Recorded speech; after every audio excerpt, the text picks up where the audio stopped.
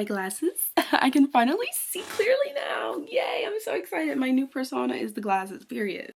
Hello honeybees, hello my book besties, welcome back to my channel. Welcome to the second video of the month, period. Can you see the consistency? I'm not playing. I told y'all I wasn't. I told y'all. You didn't believe me? It's okay. It's okay. I'm here. I'm gonna prove it to you because I think actions speak louder than words. Yeah. Anyways, I am here with a new video, as you see by the title. We're gonna be talking about some books I've been reading this year, guys. I've not really read that many. I've only read 9 books in total so far this year. I'm only gonna give you the books that I read from January to April, so we're not gonna bombard you with a bunch of books even though I only read 9. But I'm not finished with my May books yet, so I'm not gonna add those into this video, so they'll be in the next one when I do May, June, and July. These are in order in which I read them. So we're starting off with January. I have my good old Fable here because that's where I've been tracking all my reads this year. So far, I've yet to find a 5-star, guys. So give me some 5-star material books, please, in the comments down below. I need those because I haven't found a 5-star yet. Maybe it's in my library somewhere here, but I don't know because I haven't found one. So just let me know. Anyway, starting with the first book of the year, which was in my December TBR, we have The Most Wonderful Crime of the Year by Ali Carter. I rated this book a 3.0. I know, sounds crazy. What? It wasn't that great. Like, it was easy to get through. It was a cute little novella, you know, like it was for the times of the season, and I was on the plane and I was like, I'm gonna read this book, and I read it. You know, I was on my way from Arizona. I think that's what kind of got me out of the vibes of this, honestly, because I left the cold place I was in right here on the Eastern Shore, went all the way to Arizona, and then I was reading this on the way back and it was cold, which was very disappointing because I was in 60-degree weather, and then I had to come back and it was like 30 degrees outside and I was crying because I was like, no, I want to go back, take me back. Anyways, what was I saying? Yeah, rated this a 3-star. It was quick, it was cute, it was like what it needed to be for the season. Like I said, my actual review says this was a decent holiday read, but it wasn't anything special. It was lacking the surprise factor that I thought would be there. However, it was fast-paced and easy to read. I do like the backdrop of the mystery author, but then all the family seemed to be not worth having there. Maggie and Ethan cared way more about Eleanor than her own family, which absolutely threw me. So yeah, not amazing, but still a good read. As you can see, I didn't like the family. The family was kind of trash. Like, she invited her family there and like they all didn't really even care about being there, and like they didn't even care about finding Eleanor in the first place. So apparently Eleanor disappears in her own home, mind you, in this big behind mansion. She ends up disappearing. And like, I just did not like the family. The family like really irritated me throughout the whole book because like, honestly, all throughout the time you trying to find the murderer, like these dudes are like, so what we eating?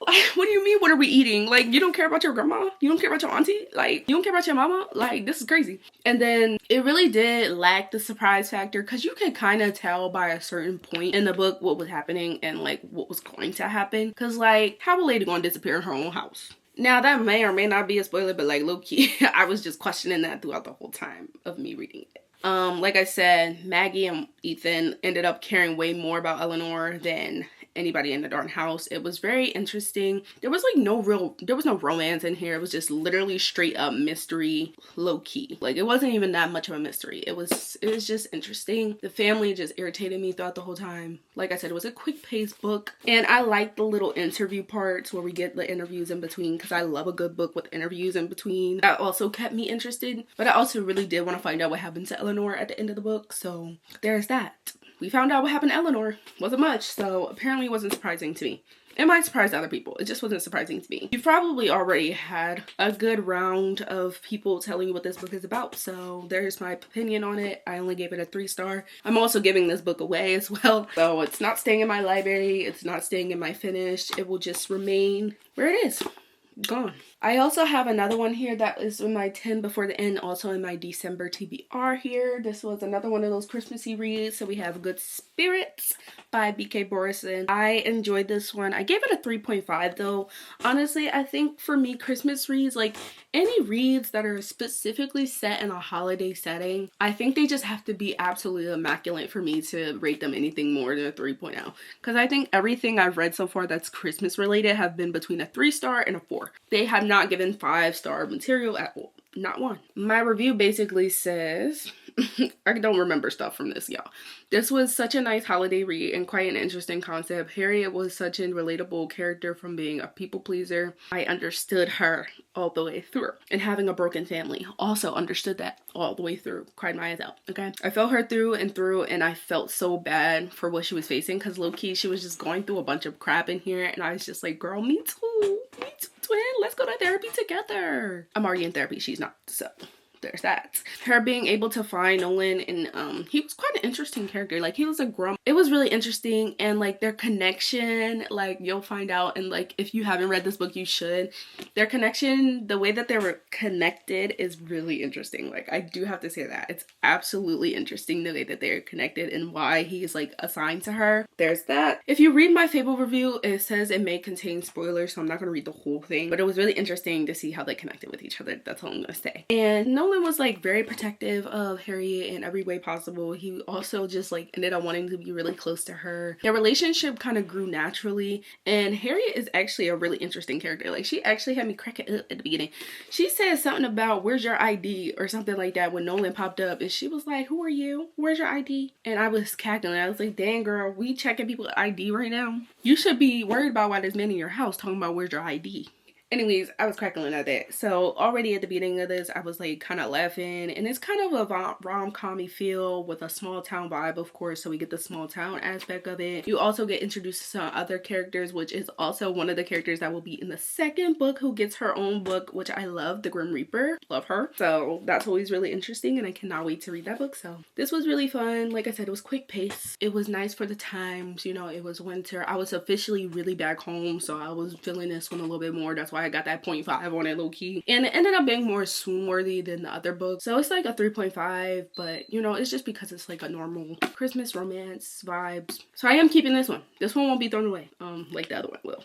Not be thrown away, but like given away, you know what I'm saying. Yeah. Another book I read in January, which I do not have in the physical, I have Evidence of the Affair by Taylor Jenkins Reid. This is another book on her humongous list of books that she has. I rated this a 4-star. I might be biased. Some people might not think it's that good to be rating that, okay? But I gave it a 4-star. It definitely wasn't 5-star material like all her other books that I have by her. But this one was really interesting. Like, it was like email correspondence, like literally email correspondence throughout the whole book. And you're like reading the story of these two couples who assume that there's an affair going on between their spouses, and the ending really had through me. I was like, what? I was so confused by the end of the book. Guys, I gotta say, if you want to read something short, quick, and sweet, like really easy, 54 pages, like if you're looking for something that fast and really quick to read and just want something to do, that's a good one. It really is interesting, and I really enjoyed it because it was like low-key something I never thought I would read, but Taylor Jenkins Reid does it every time. And the last book I read in January, which was a book club book, actually, we had Beartown by Fredrick Backman. This is a like small town. It's literally giving Forks vibes. I don't know if you know, but like it's kind of giving that, but it's literally based on ice hockey instead of vampires, you know what I'm saying? So we're getting character drivenness throughout this whole entire book. I gave this a 3.5. It's like not my favorite small town read, and I love small town romances. I love small town books. I love books about small towns in general, so usually I am driven to them very quickly. I feel like I do want to continue the story though. Let me just say the ending was really crazy,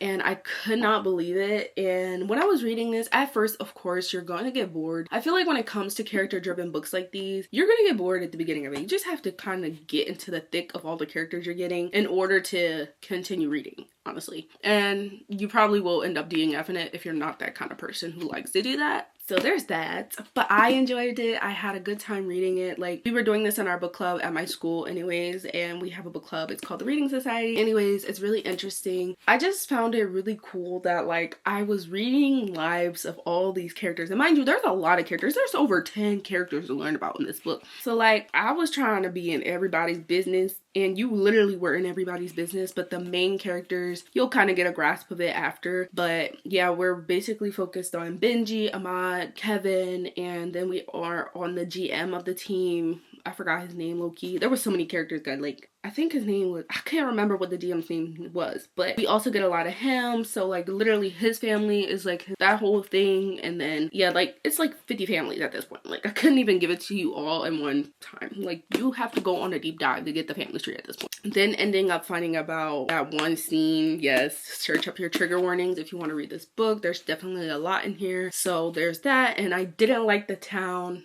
Once that incident happened, yeah, that just really threw me, and I was like, whoa, that's crazy. Y'all supposed to be fam. Like, why y'all doing her like that? I was so irritated. And so then I just was like, by that point I was kind of like, why are we doing this? Why are we still here? And then at the end, the way she forgave, I would say that like it was really interesting. Like it literally gave me a lesson to do what Jesus would do at this point. Interesting read if you want to read it. There's more to the series. I do have the third book. I don't have the second one. I would love to see where the rest of this town goes and everything like that. So those are all the books in January. And remember when I said that I had a month I skipped? Well, February was that month. February was the month I didn't read anything, and I couldn't tell you why, but I turned 21 and I was lit. I was having a good time. Didn't read anything apparently, so there's that. But we're moving on to March. Read 3 books in March, just like I did in January, so they're starting off strong with The Life Impossible by Matt Haig, and y'all know I love me a Matt Haig book. I read The Midnight Library and literally tabbed it all, and I wanted to tab this one. This was a really interesting story. I gave this one a 4.5, so it was this close to being a 5-star, but not yet, not quite. I still had some parts of the story where I was like, what in the world is going on here? So basically this story contains of this older lady named, well no, she's definitely an old lady. She in her 90s. Her name is Grace Winters, and she ends up getting this email from a student from back then or whatever, and she ends up telling this whole story of her being in Ibiza. And so one of her also former students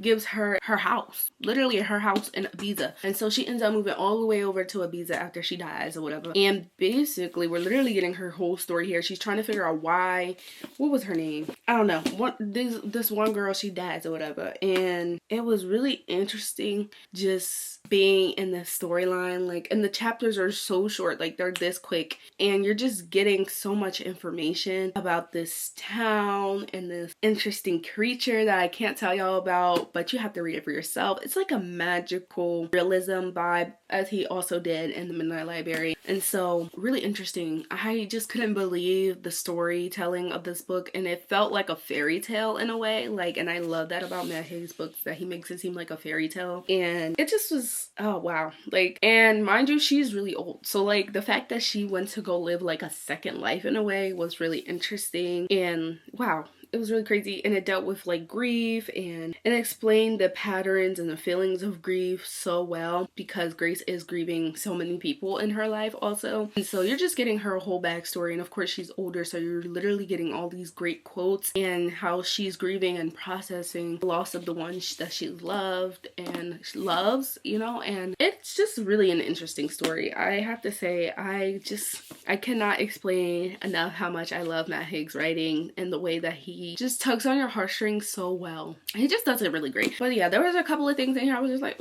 what? That's crazy. And you know, we get a couple of villains in here. Like, I'm literally telling you this is a fairy tale at this point. Like, it kind of is. It really is. And I love this town of Ibiza. I love the backdrop, the setting, the places that we go, the way that everything is explained. I just felt like I wanted to be there. Like, I want to go to Ibiza now all of a sudden. So very beautiful story, and I just cannot wait to read every single one of Matt Haig's book. I know he has another one coming out this year, I think. So just stay tuned for me to talk about Matt Haig quite a lot this year at this point, because I really love his books. This will probably be in the top 10 of books for 2026. Alright, these next two are not in order, but I read this one. This was my last book of March. This is Ready or Not by Cara Bastone. I gave this a 3.5 star. Y'all already know I really love Cara Bastone's writing so far since I've read her. Definitely going to be reading more of her books, because she eats every single time, and the way that she explains characters, the way that she explains women's pains, she just does it right every time. And like, the romance is only a little bit sprinkled up in there. It's not like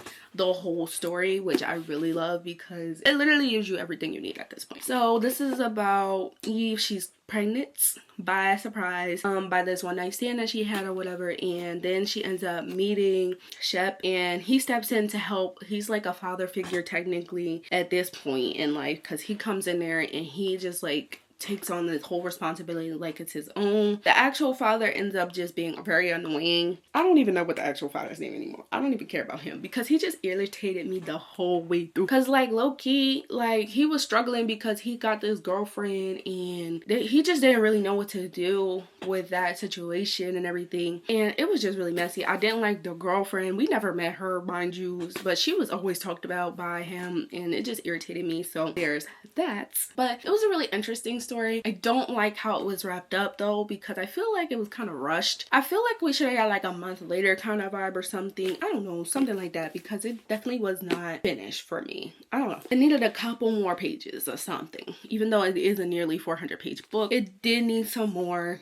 And it did not give me everything that I wanted. I was irritated mostly by the father the whole time, so there was that. But I loved Shep. I loved him. He was such a good man. Like, that's a good man, Savannah. He's a good man. So, loved him, and he gave me everything I needed throughout the book. So, Eve was an interesting character, shall I say. Like, she just kind of wasn't prepared as a mother. And I can understand, like, as a first-time mom, like, she was shocked. But girl, by the 6th month, you should have been figuring out what you needed to do with your baby. And she just didn't have it together. You know, like, at some point you just gotta figure out that you need to do certain things as a mom, but she just didn't. And the second book I read in March was The Favorites by Layne Fargo. Guys, I gotta say this was not my favorite book. I gave this a 3-star. It was another book that I read with my book club again during this time, and I just really did not enjoy it as much as I thought I was. Like, I heard so many great things about this book. I heard so many people like comparing it to other books that were really great, and this wasn't.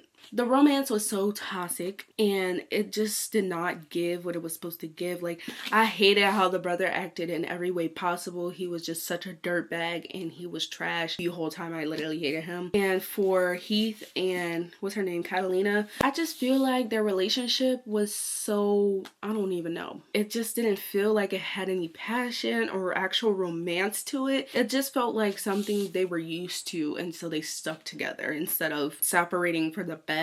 And then they came back together for the last time, and then like you're thinking that's gonna be this really crazy surprise factor at the end because of what it says at the beginning, but then it's not. So that really threw me off, and I was like, yeah. So this book was not good. It just was kind of like waiting to the end to see what's gonna happen. This was very much also inspired by Wuthering Heights. I've never watched it, but a lot of my friends were like, yeah, this is definitely that. I've never watched it, and I hope I never will actually, because this irritated me. And the last book I will be talking about is my April book. I only read one book in April, so The Future Saints by Ashley Winstead. I don't have a rating on this just yet, but I feel like it's between a 2.5 to a 3-star. It wasn't that great. I had so much expectation for this book, and so many people were saying how great this book was gonna be, but then it wasn't, and so I was disappointed. I was disappointed by the expectations set by society, and I shouldn't have believed what they said, because so many people were comparing this to Daisy Jones and the Six and all that great stuff, but it just wasn't that good.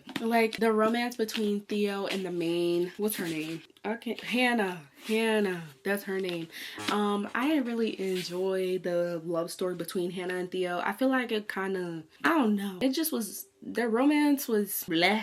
And the story between the whole Saints, like the whole band, was interesting. I love the relationship that they had with one another, like, because they were a band formed out of college or whatever. And so that was really nice and interesting. I like that storyline, and I love the grief aspect that Hannah was going through because she lost her manager, which was also her sister. And so she had to deal with a lot of things, and she was dealing with alcoholism, which I think is why people were relating this to Daisy Jones and the Six so much, because also in that book we had Daisy, who was going through alcoholism and drug abuse, but in this book it was just Hannah with alcoholism because she had lost someone really close to her, and that was literally what the band was all about, just all of them. And then she ends up finding some things out about her sister, which also drives her into a downward spiral. So there was a lot of things about this book that were interesting, but I was expecting so much more, and I think it just lackluster for me. So there's that. Alright, you guys, so these were all of the books that I read throughout the year so far. None of them were like absolutely blow out of the water. I think my favorite out of this whole lineup is obviously The Life Impossible by Haig. Other than that, everybody else disappointed me. severely, and I did not like that. I wish it was better. Anyways, I hope you guys enjoyed today's video. I hope you enjoyed me giving you my review on these books. If you have any more suggestions on books I should read this year to get my 5-star read, let me know. If you see anything in these back shelves that you see I should read that will give a 5-star, let me know, because sometimes I don't know. I'll just be buying books at this point, guys. It's really a problem. Anyways, please don't forget to like, subscribe, and hit the notification bell so you can get notified every time I post a new bookish video. Of course, please don't forget to be true and be you and read whatever you want to. I love you guys so much, and I will see you guys in my next bookish video. Bye.